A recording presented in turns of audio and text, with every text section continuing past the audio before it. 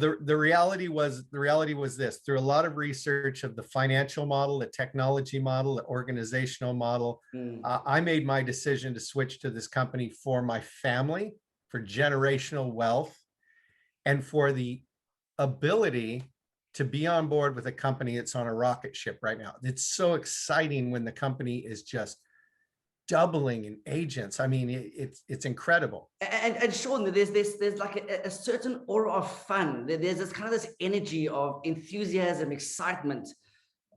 Or is it just me? I have a lot of energy, but am I right, or is it? I mean, am I on an island, Sean? You know, when I was talking to the president of Growth, Dave Kennord, and we were going over the values of eXp, I love that one of our values is fun. You have to have fun, and basically said, if you don't have a sense of humor, this is the wrong company for you. and you better know all your gifts and be up on your latest memes. But it's a fun company. The people that I meet with in my local area face to face and at the masterminds are exciting, fun people. There's no dreary, no drama. Hey, no drama. There's no drama. I mean, you're running your own business. You're Kevin Du Toit, Enterprises, eXp recognizes your success, and we support it. And you have people you can come to like myself. But the reality is, all we want to do is support Kevin Du Toit's growth.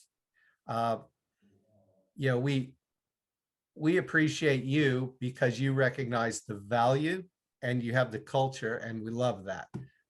We don't want out of culture people and people that don't share our same values. I can tell you in the growth department, there are many people we just go, the leadership of eXp will go, just not the right fit. There is right there, Sean. You said the one word what impressed me about eXp was the leadership. That was the turning point for me. Was I wasn't prepared to make the move until I was in alignment with the right leadership. And Sean, when it happened, it was the next day I was in. I was very impatient and I was very disgruntled because I want to get going. I knew though, if it wasn't in alignment and it wasn't the right move, it could be very detrimental because I've made mistakes in the past. Well, I've learned lessons in the past. We failed forward a lot, you and I.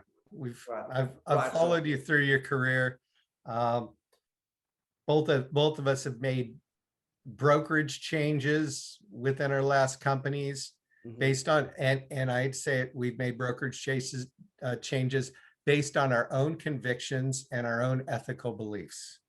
I think everything we've done has led us up to this point. I can tell you that the growth team is like a family. It's amazing. Wow. I didn't think I would find that again in real estate. I've been everything. I've been the top agent.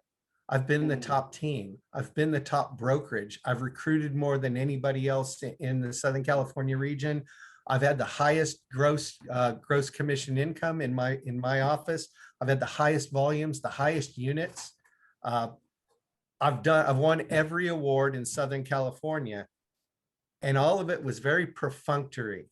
It was just at the end of working your brains out, you just went, and they hand you an acrylic trophy and go, "You're the best." I just went, "Huh, this is exciting." We have 70-person brokerages, 100-person brokerages begging to join and to talk to us. So Kevin can call me anytime because he's got my direct line. But if you guys need to call me, I have a scheduler named Annie Pellegrini, and you really want to talk to the growth department when you're talking to a larger team or a larger brokerage, and they have intricacies. They have people, you know, say they were at a Keller Williams or a Compass or at a Coldwell Banker, and they had a cap and they just paid their cap off. Well, your agent's not going to come over here if they're living cap free at another place. Doesn't matter how great they are. So we can make accommodations for that. You have teams that, you know, you've already come to team agreements with professionals, and you've honored those for years, and you're coming over to eXp, and they have different team structure. Well, we work with that. We work with people that have grandfathered exceptions, and we look at each thing individually and how it affects us. We want the right type of agent, but moreover, how it affects you. We want you to be successful. I've been at many brokerages where the heartbeat is all they care about. They care about a number in the MLS. They care about having an active agent on their roster. They believe that the numbers what makes them powerful. And I've always believed I'd rather have one Kevin Du Toit than 35 other people. I want one productive in culture person, and everybody else, the pulse. I don't want just a pulse. Yeah, congratulations, you're breathing. Welcome aboard. We're glad to have you. Classic, Sean. Sean, so I had all these questions for you, but you've kind of answered them and more. I want to get to know you just a little bit more, Sean.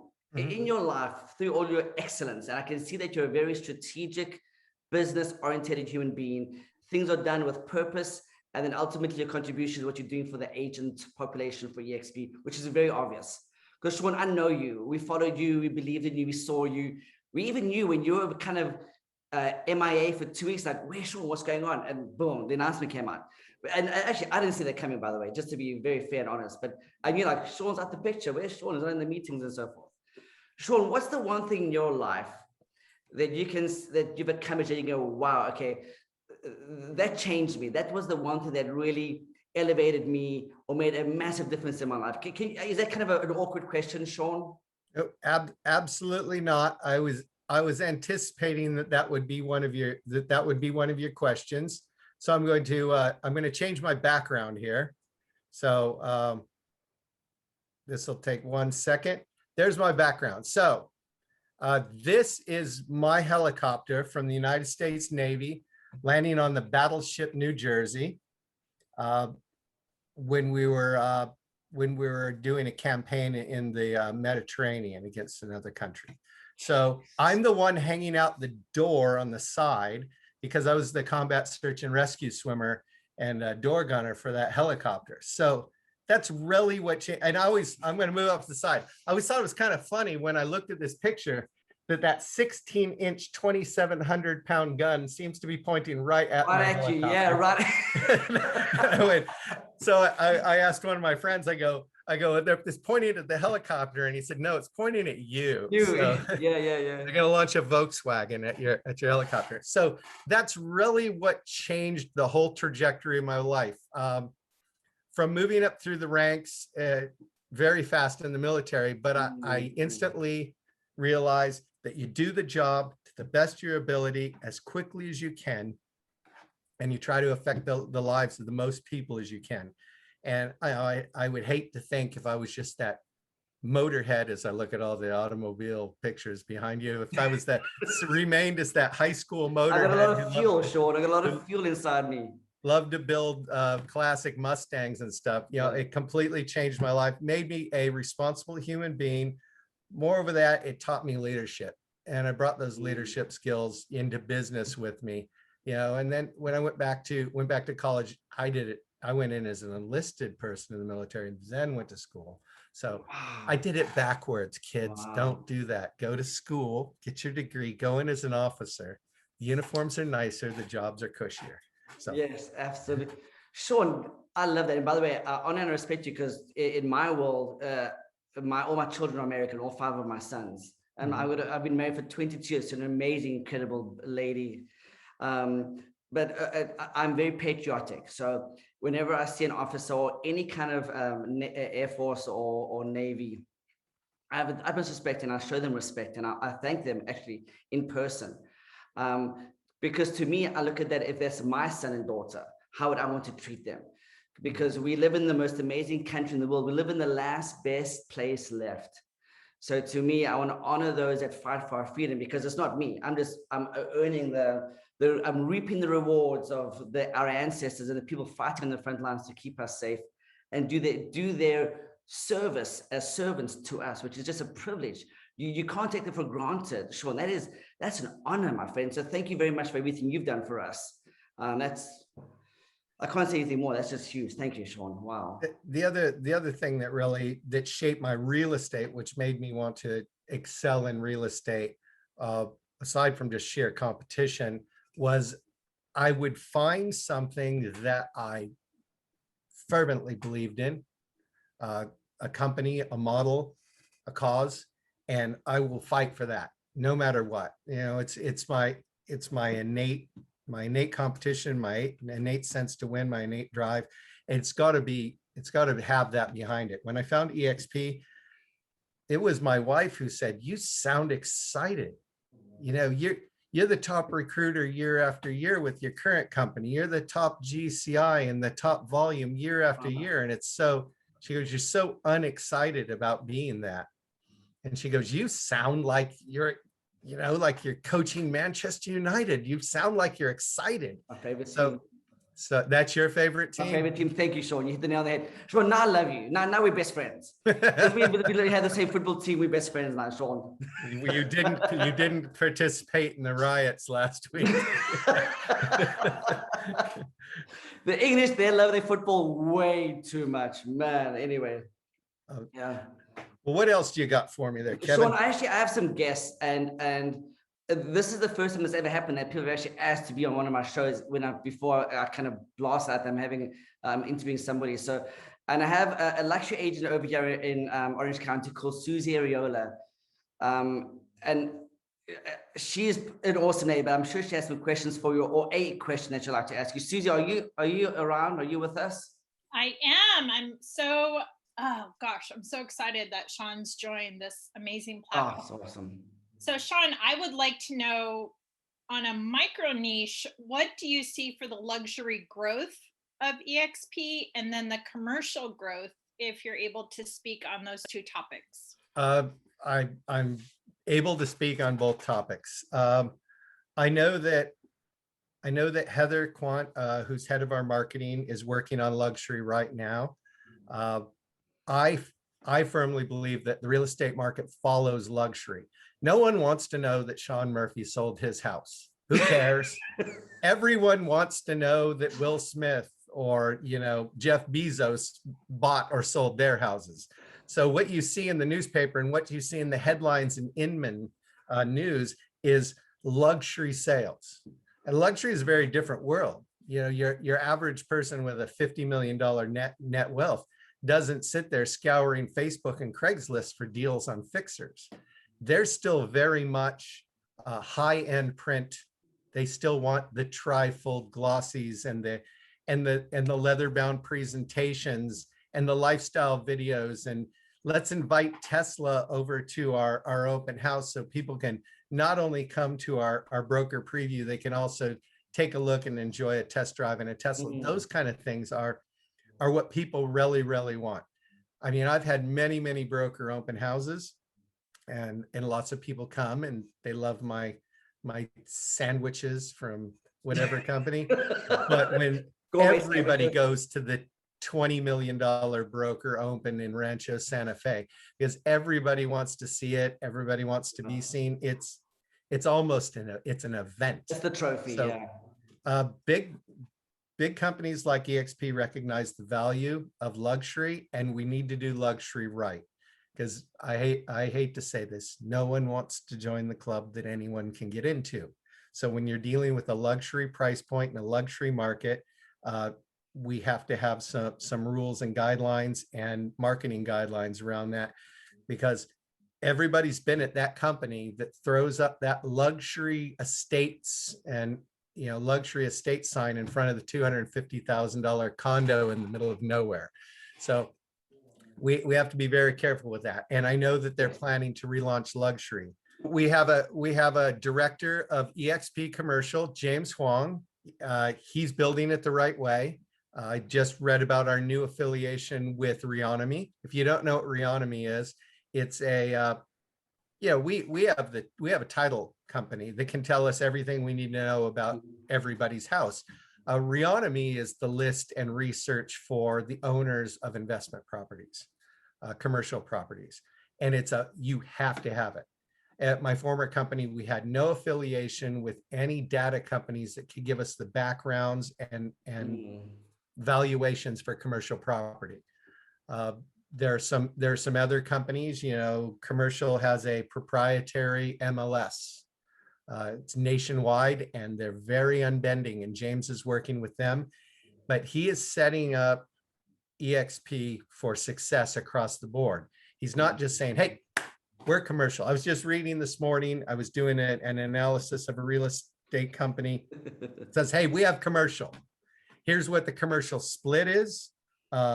We have some commercial marketing and we'll cover you with our E&O insurance. That is their complete commercial value proposition. We'll let you do commercial. So James not only wants to do commercial, he wants to set it up in a way that allows us to thrive. And it's difficult in all 50 states. Some states, you know, like New York, Washington, it's very hard to have real estate offices. It's very hard to get licensed in some of these states.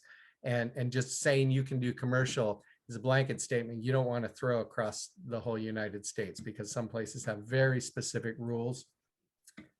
Not to mention the MLS for commercial. Unbending would be an understatement. There's one company that owns it all, and it's very expensive to participate in it. But after talking with James, it's huge. He's building a commercial division and marketing a commercial division, and it's something we haven't had before. And Susie, I mean, we're very transparent. It sounds kind of scary, Sean, what you guys are doing.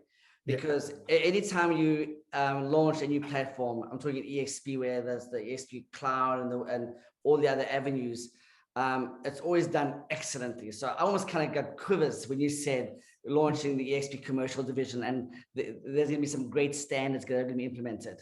Yeah, and Long is huge. I mean, his name alone in Los Angeles has carried himself, and what a huge value add, as well as Michael Valdez. Wow. Yes, Michael Valdez with International. I mean, these people, and I know Susie knows this, commercial and luxury are about the same thing.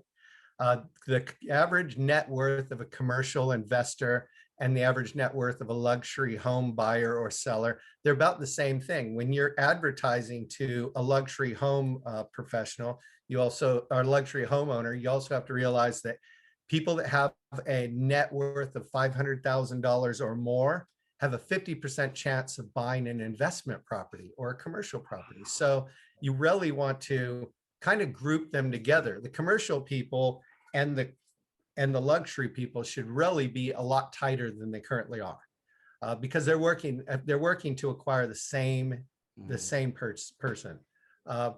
And if you can't find a house right now, you've got all the money in the world, move it into commercial.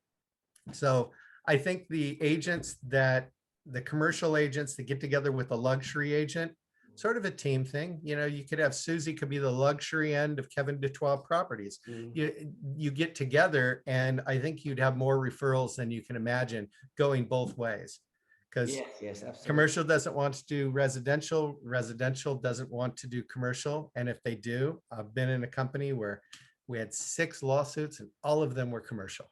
So you don't really want to do commercial because there's no set forms, usually drafted by some attorney who's a wordsmith at talking around a subject. So you have to be very, very careful. So go to the eXp commercial training. It's a 5-day training. At least it'll give you the map to the minefield, because you're really stepping it into a minefield. Susie, I posted on social media that there's a commercial conference going on over at eXp over the next 5 days, and you can get certified as well. I had more agents outside of eXp ask me to register them for the course than anybody else. So that shows you that there's an attraction to what you're offering in these other avenues of not just residential. Yep. It's huge. And I'm also a certified eXp mentor. So I am super excited to help us grow eXp. I'm also privy to the REO and the reload that's coming our way through eXp. So it's time. Rocket ship is ready to launch. Exactly. And I caution anybody who's getting into the luxury world that hasn't been there, you just don't go take an $8 million listing and say, I've got this. You actually need to know all the steps that you need to do to get this. I did an $8.3 million listing a couple of years ago, and immediately realized I did not have the time or resources to do it. I had to leverage it out. I leveraged it out to a luxury home professional. I've got my 20%, which is off of $8.3 million, was great for doing nothing. And they worked at that thing for 2 years. I mean, it was a full-time job. They had to have, it was multiple luxury condos, and they had to have on-site staff, touchscreen TVs, working with builders on upgrades. It was a full-time job. The greatest thing I ever did was leverage it out to a luxury professional that knew what they were doing, because I would have been sued. I had no idea. I didn't even know at that point that the elevator needed a certification before I got in it. Because I'm like, let's get in the elevator. And somebody goes, no. So, Wow. yeah, I mean, it's, you try to stay in your lane. There's money to be made in real estate, but stay in your lane. I'm not about to go up to Northern Orange County to Huntington Beach and Newport Beach and sell a home. I could. It's an hour and 15-minute drive for me, but I don't know the area anymore. I don't know what's selling for what the intricacies are. What The crazy neighborhoods. rock star lives next to the place that's going to get me sued for disclosures. I'm stepping out of my zone. In the name of money, I'm going to take a chance. So refer it to Kevin, and he can handle that because that's where he lives. Kevin's not going to sell anything in Fresno. He's going to refer it to a Fresno team, or a Fres Yes team.